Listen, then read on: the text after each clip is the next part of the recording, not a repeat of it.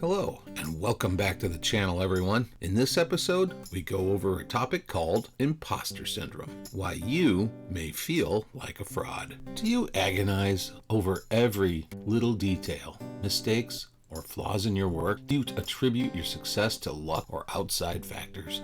Are you sensitive to even constructive criticism? Do you feel like you will inevitably be found out as a phony? Do you downplay your own expertise, even in areas where you are genuinely more skilled than others? Well, if this is the case, you better stick around, because we're talking about Imposter Syndrome. Well, we can't just stand around with our hands in our pockets. What do you say we just get right down to it? My name is Jeff Mohr. I'm the Northwoods Carver, and thanks for seeing what I saw. I never claimed to be a smart man, but I can tell you this. I'm intrigued by many things. And today's episode is, well, it's right up there with the most intriguing things that I think about. This little video is going to be, as you've gathered by now, about Imposter Syndrome. Why you may feel like a fraud. And it's from the website of Very Well Mind, and the author is Arlen Koenig, M.A. Imposter syndrome is the physiological experience of feeling like a fake or a phony, despite any genuine success that you have achieved. It can show up in the context of work relationships, friendships, or just overall. It's a very common and frustrating phenomenon because it holds us back from the self-confidence we've earned and deserve to feel. I can't agree more. I suffer from it. I pretty much always suffered from it. And I believe the vast majority of people that are in this business that I know suffer from it a lot. Some more than others. I would probably put myself in the upper echelon of the people that suffer from it the most because it's crippling when it really, it feels like a giant sitting on your shoulders and makes you feel horrible. Anyway, let's just keep cracking on. You might have imposter syndrome if you find yourself constantly experiencing self-doubt, even in areas where you are typically going to excel. Imposter syndrome may feel like nervousness accompanied by the belief that you'll be found out. And it may also manifest as negative self-talk. Symptoms of anxiety and depression often accompany imposter syndrome. No kidding. I know this road very, very well. Imposter syndrome is not a diagnosable mental illness.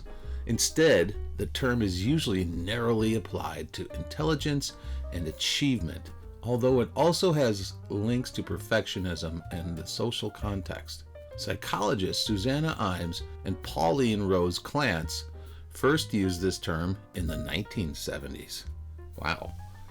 1970s. So it's been around for a while. No one knew, everyone felt it, but no one coined the term, or I guess figured this out until these ladies came along. So hats off. The irony is that people with imposter syndrome are often highly accomplished, impressive individuals. On the outside, there is no apparent reason for them to feel like an imposter, and yet they still do. This is what makes it such a challenging psychological phenomenon that needs to be unpacked. Well, did you bring your gloves and your wheelbarrow and your pickup truck and your good positive energy? Because we're going to unpack this thing. All right. Not only can imposter syndrome affect internal feelings about your work or self-worth, but it can also actually affect the way you approach projects, relationships, or any other areas in which you are feeling insecure, explains Hannah Owens, LMSW. This essentially creates a self-fulfilling prophecy, which is what makes it so insidious and necessary to address when it arises. Insidious. Good word. Good word. Couldn't have done it better myself. All right. The 5 types of imposter syndrome. Based on the research by Dr. Valerie Young an expert on imposter syndrome and co-founder of the Imposter Syndrome Institute. Imposter syndrome can be broken down into 5 basic types. Imposter Syndrome Institute. I think I went to school there. I think I might have written a few pages, or maybe even a few chapters, maybe even a few volumes. Wow, crazy. All right, I didn't know there was such a thing, but I'm happy it's out there, because if it wasn't, I couldn't be giving you this information. The 5 types of imposter syndrome. According to research by Dr. Valerie Young, there are 5 imposter types. Let's go through them, shall we? Number 1, the perfectionist. This type of imposter syndrome involves believing that unless you were absolutely perfect, you could have done it better. You feel like an imposter because your perfectionistic traits make you believe that you are not as good as others might think you are. Ugh. Well, y'all can just have a seat right here on this bench and stare into the mirror with me. Yeah, so shall we go on? I'm not sure I want to, but sure, why not? This is a video for you, not for me. However, I am the voice, so I have to do this. Everyone sitting down, make yourself comfortable.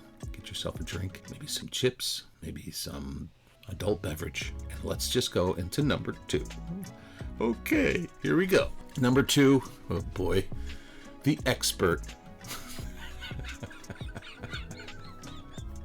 The expert. The expert feels like an imposter because they don't know everything there is to know about a particular subject or topic, or they haven't mastered every step in the process. Because there is more for them to learn, they don't feel as if they've reached the rank of expert. All right, so this one is tricky because I suffer from this as well. I don't know everything, but what I do know, I know. I don't believe, I don't think the things that I teach here are the things that I know. And that's as good as I can do.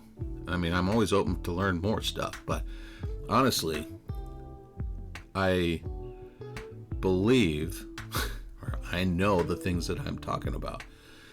There's a separation there, and I believe that if people struggle with the expert syndrome, they're going to know exactly what I'm talking about, because they feel like even if they're really good at what they do, there's someone out there that knows more, and then they feel uncomfortable about sharing their wisdom or their experiences, which is crazy if you think about it, because everyone has a different perspective on the same topic, whatever that topic is. So it's nice to hear different things from different people. That's all I'm saying.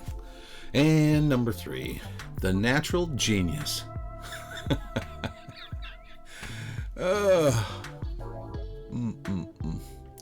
In the imposter syndrome type, you may feel like a fraud simply because you don't believe that you are naturally intelligent or competent. If you don't get something right the first time around, or it takes you longer to master a skill, you feel like an imposter. Number 4, the soloist.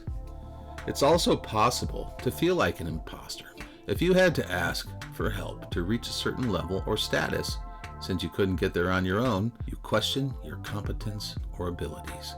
Well, let's just touch on that one just for a brief moment. All right, so I believe a tremendous amount of people suffer from this, and it hinders their overall life, as far as, like, say in this business, if you're struggling, you don't want to reach out to somebody because you feel like, you should be able to do this on your own, and you don't want the world to know that you can't do it. It takes a special type of person to understand their shortcomings and then reach out. That's what I'm here for, so I'm here to encourage carvers, people that come here, and we go through it. Some people just need encouragement here or there, not everywhere, but in some cases. But you'd be surprised how many people, like myself, started off And I just wanted to be a mystery for everyone because I didn't want to be found out as a fraud. We all did, I think, to some degree. We always wanted to be, have our best foot forward, right? We didn't want to, expose ourselves too much in that regard. And we always wanted to just, skate by without having to answer the tough questions. And that was me, for sure. Number 5, the super person. This type of imposter syndrome involves believing that you must be the hardest worker or reach the highest levels of achievement possible. And if you don't, you're a fraud.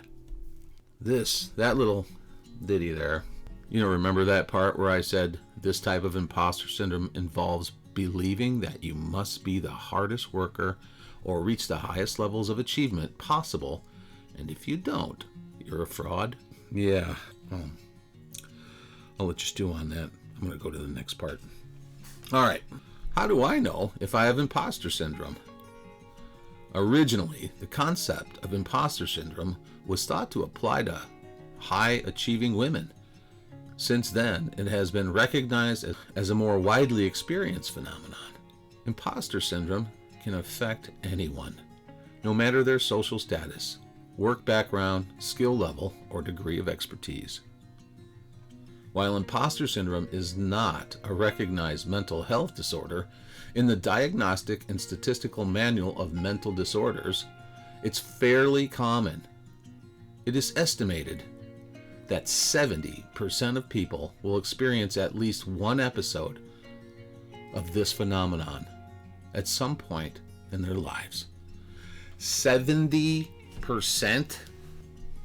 All right. That is, well, I honestly think 70% is kind of low.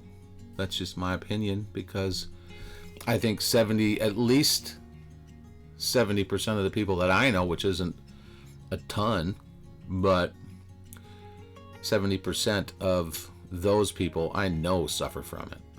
Probably more like 90 or more. Crazy. All right. If you wonder whether you might have imposter syndrome, ask yourself the following questions. Do you agonize over the smallest mistakes or flaws in your work? Do you attribute your success to luck or outside factors? Are you sensitive to even constructive criticism? Do you feel like you will inevitably be found out as a phony? And do you downplay your own expertise, even in areas where you are genuinely more skilled than others? Yeah, okay. If you often find yourself feeling like you are a fraud or an imposter, it may be helpful to talk to a therapist. The negative thinking, self-doubt, and self-sabotage that often characterize imposter syndrome can affect many areas of your life. What does imposter syndrome feel like? Some common characteristics of imposter syndrome include an inability to realistically assess your competence and skills, attributing your success to external factors, berating your performance, fear that you won't live up to expectations, overachieving, sabotaging your own success, self-doubt, setting very challenging goals and feeling disappointed when you fall short. Oh, boy. Impact of imposter syndrome. For some people, imposter syndrome can fuel motivation to achieve, but this usually comes at a cost of experiencing constant anxiety. Ding, ding, ding, ding. Hello, winner, winner, chicken dinner, that's me. You might over-prepare or work much harder than necessary.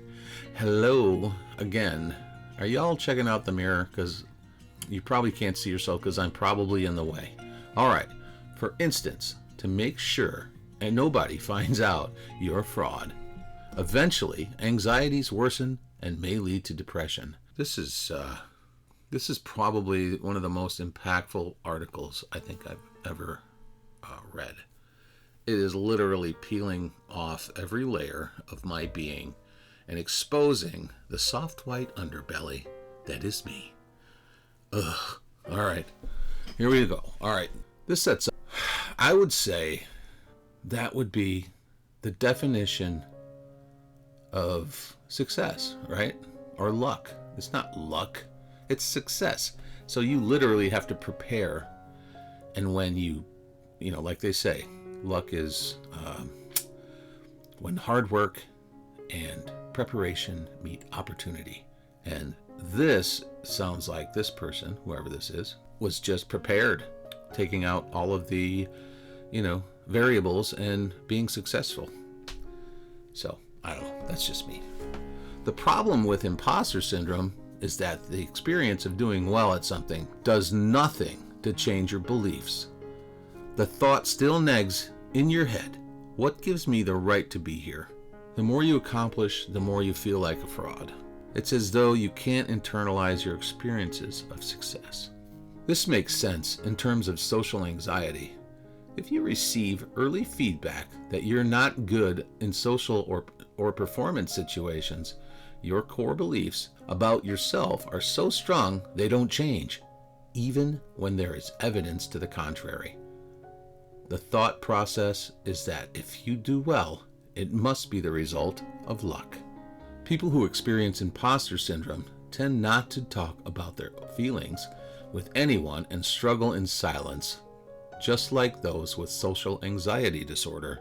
Now, this is just me here, but I think if you suffer from PTSD in any form, and depending on your family situation when you're growing up, was it nurturing, was it not nurturing, whatever it is, I think that contributes to this whole thing about not being good enough, even though you're freaking good, real good. Some real life examples. Just check out my YouTube channel. There's a real example. All right, to better understand the imposter syndrome and what it is, it might be helpful to see what it looks like in everyday life. Here are a few examples of what it's like to experience imposter syndrome. You've been working in a certain role for a company for a couple of months, yet when people call you by your formal title, you feel like a fraud because you haven't mastered that position. You've started your own business. However, you don't like to promote yourself because you don't have the same level of experience or expertise as others in your field, making you feel like a fraud. You've been nominated for an award, but you feel like an imposter at the recognition ceremony because you don't feel that your achievements are good enough to warrant nomination. Well, that would kind of be the antithesis of ego, would it not? Self-deprivation? Interesting. What causes it? In the earliest studies, researchers found that imposter syndrome was connected to factors including early family dynamics and gender stereotypes. Subsequent research has shown, however, that the phenomenon occurs in people of all backgrounds, ages, and genders. Family upbringing. Researchers suggest that upbringing and family dynamics can play an important role in imposter syndrome. Specifically, parenting styles, characterized by being controlling or overprotective, may contribute to the development of imposter syndrome in children. For example, you might have come from a family that highly valued achievement, or you may have had parents who flipped back and forth between offering praise and being critical. Studies also suggest that people who overcome families that experience high levels of conflict with low amounts of support may be more likely to experience imposter syndrome. My brothers and sisters in SAW, welcome. This is your life. And mine. All right. New work or school opportunities. We also know that entertaining a new role can trigger imposter syndrome. For example, starting college might leave you feeling as though you don't belong and are not capable. You also experience the feeling when you're starting a new position at work. Imposter syndrome appears to be more common when people are going through transitions and trying new things. The pressure to achieve and succeed, combined with a lack of experience, can trigger feelings of inadequacy in these new roles and settings. Personality. Certain personality traits have always been linked to a higher risk of experiencing imposter syndrome. Some traits or characteristics that might play a role include low self-efficacy. Self-efficacy refers to your belief in your ability to succeed in any given situation. Perfectionism. Perfectionism plays a significant role in imposter syndrome. You might think that there is some perfect script for conversations and you cannot say the wrong thing. You may also have trouble asking for help from others and procrastinate due to your own high standards. My whole inner panel, all the lights are flashing and buzzers are going off. Intruder alert. Neuroticism. Neuroticism is one of the big 5 personality dimensions. That is linked to higher levels of anxiety, insecurity, tension, and guilt. Social anxiety. Imposter syndrome and social anxiety may overlap. A person with social anxiety disorder may feel as though they don't belong in a social or professional situations, for instance. You might be in a conversation with someone and feel as though they are going to discover your social incompetence. Or maybe delivering a presentation and feel as though you might need to get through it before anyone realizes you really don't belong there. While the symptoms of social anxiety can fuel imposter syndrome, this does not mean that everyone who experiences imposter syndrome has social anxiety, or vice versa. People without social anxiety can also feel a lack of confidence and competence. Imposter syndrome often causes nearly non-anxious people to experience a sense of anxiety when they are in situations where they feel inadequate. Imposter syndrome versus discrimination. Feeling like an outsider isn't necessarily a result of imposter syndrome. In some cases, it can occur due to actual discrimination or exclusion due to systemic bias. With imposter syndrome, the feeling of being an outsider is caused by internal beliefs. With the discrimination, the feeling is caused by the actions of others.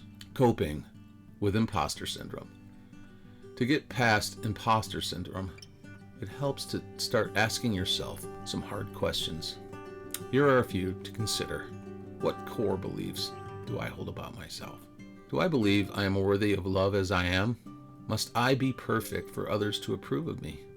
To move past the feelings, you need to become comfortable confronting some of the deeply ingrained beliefs you hold about yourself.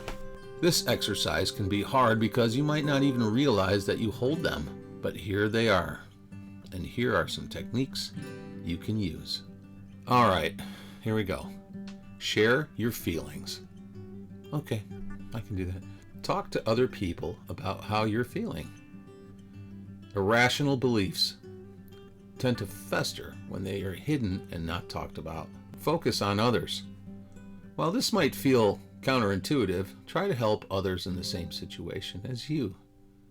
If you see someone who seems awkward or alone, ask them a question to bring them into the group. As you practice your skills, you will build confidence in your own abilities. Assess your abilities. If you have long-held beliefs about your incompetence in social and performance situations, make a realistic assessment of your abilities. Write down your accomplishments and what you're good at. Then compare these with your self-assessment. Take baby steps. Don't focus on doing things perfectly, but rather do things reasonably well and reward yourself for taking action. For example, in a group conversation, offer an opinion or share a story about yourself. Question your thoughts. As you start to assess your abilities and take baby steps, question whether your thoughts are rational. Does it make sense to believe that you are a fraud given everything you know? Stop comparing. Every time you compare yourself to others in social situations, you'll find some fault with yourself that fuels the feeling of not being good enough or not belonging. Instead, during conversations, focus on listening to what the other person is saying. Be genuinely interested in learning more.